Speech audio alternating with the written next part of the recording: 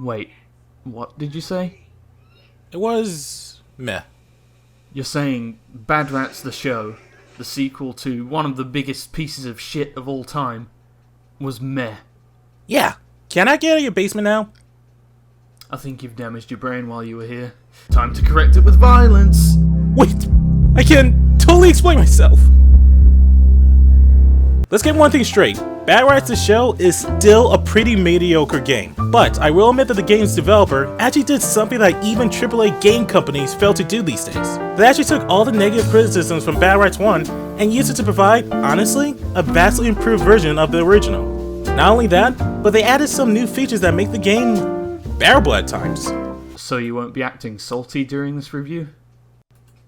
Ah, come on, baby. I always taste good with some salt.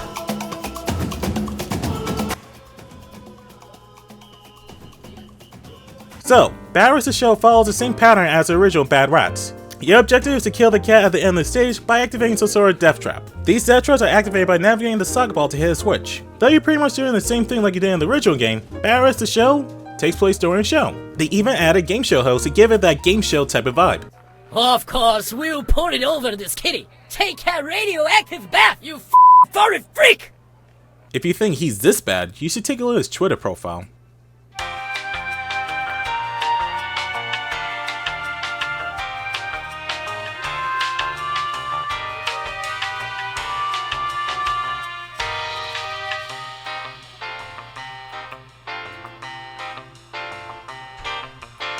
You're also given an assortment of rats to get the ball to hit the switch. Only about 1 or 2 rats from the original game came back for the sequel, but some of the rats in the show do add some new layer and depth to the game. Some examples include Yoga Rat, who can emit a gravitational force to cause the ball to orbit around him, and Mafia Rat, who shoots the ball once it gets in his line of sight. By the way, he would receive a promotion in the Mafia if it wasn't for that damn snitch. Man, I've been told that there's a snitch among our organization.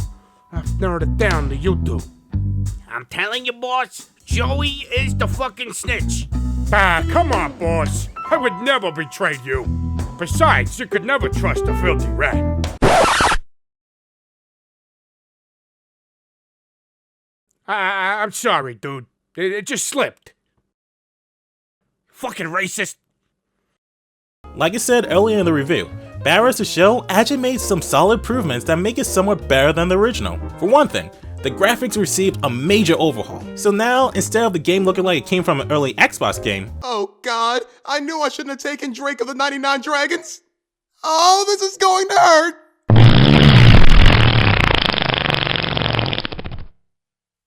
I think some blood came out.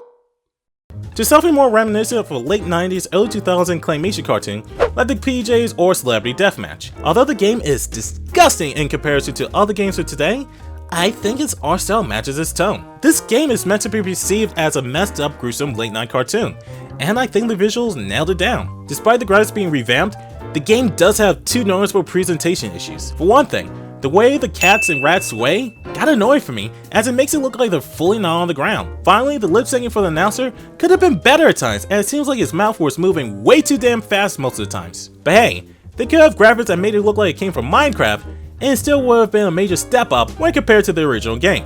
In my Bad Rats review, I complained that the audio was awful at times.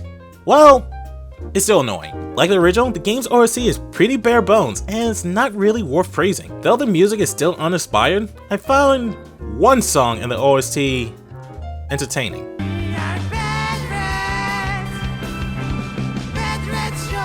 You know what? This is somewhat charming. Maybe I should play this throughout my review. You bet fucking not. Looks like someone's salty.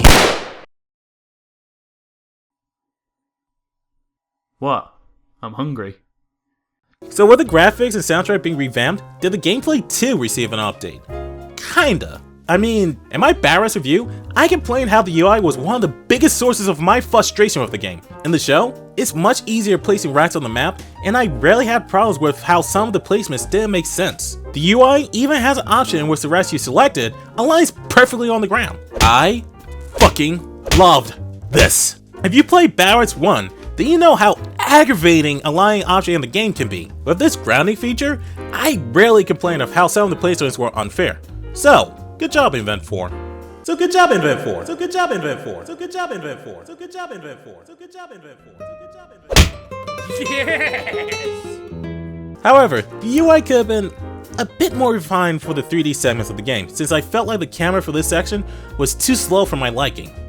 So, what about the physics? The physics functions a bit better this time around. Aside from 1 or 2 levels, I found the physics to be fair for the most part. But, like the original game, the physics and some of the time-based rats contribute to the trial and error gameplay. Although it's not as rampant as the previous game, it did leave me salty at times. Damn it, Dai. I wished you were salty earlier. These fries would have tasted so much better. That's messed up, man. Another complaint I have with the game is the fact that some of the rats completely broke the game for some of the 3D stages. All you need to do is place the Pope rat next to the switch and he'll pull the ball automatically to the switch. You still need to manipulate the puzzle to get the ball to reach the Pope rat, but he does pretty much the work for you. But considering it is a Bad Rats game, you might welcome any option that makes the game less aggravating for you. In other words, don't kill yourself over the 3D segments. Dude, didn't you hear me? The 3D segments aren't that bad. I bought No Man's Sky. Oh, never mind. Thank you for being so understanding.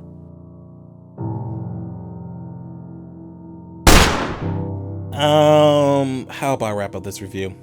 Bad Rats: The Show is a pretty mediocre game. Sure, the graphics receive an overhaul, and the game is less aggravating, but it still has some issues that the original had, such as the trial and error gameplay and the bare bones music. It does have level adder, which I suppose will pad out the game's length, but I'm so burned out from reviewing these Bad Rats games, I'm going to pass on it. Though the show is an improvement from the original, I honestly cannot recommend it. But I will say this, if Event 4 continues to learn from the mistakes they made with these games, then the third one might be good. If that's the case, then I'm looking forward to it. Keep praising me, senpai! Despite these complaints and you still want to get the game, you can get it on Steam at the following link. Okay, Corey, I reviewed Bad Rats, and I reviewed the show. Now, please let me out of your basement. Sure. What? Really? Dai, I might torture and kill weebs in my free time, but I'm a man of my word. You're free to go. Oh, thank God. I need to get home quick. That bastard Jimmy probably turned my room into a Let's Play channel. Who knows what he's doing? Okay, Mr. Jimmy, for the last time, where is he? I keep telling you, bros! If I knew, I would have snitched on his ass weeks ago! Boss, maybe he really doesn't know where he is. Give him another. Boss, I don't think he can take— Do it!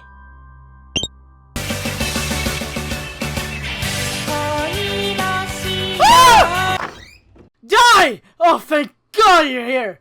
Your friends have been torturing me for a month now by forcing me to watch Shona Hentai! I don't care. Dai, you were supposed to review Fairy Fencer F Dark Advent 2 months ago. What the hell happened?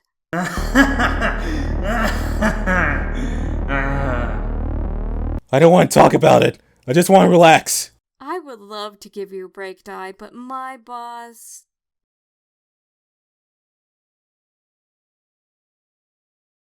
Next review! Oh well. Anyway, thank you guys for watching.